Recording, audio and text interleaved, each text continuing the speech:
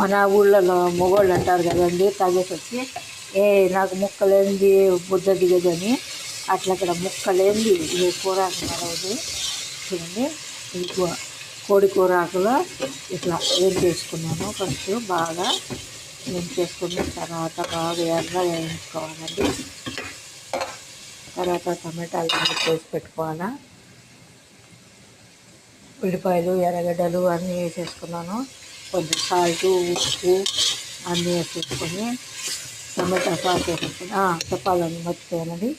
ఇప్పుడు మనం కోయిట్కి వచ్చినప్పుడు ఆడవాళ్ళని ఎవరు మాట్లాడలేక ఎవరితో మాట్లాడేసి ఫ్రెండ్షిప్లు చేస్తాం కదా, అట్లాంటి ఫ్రెండ్షిప్లు చేయకూడదండి.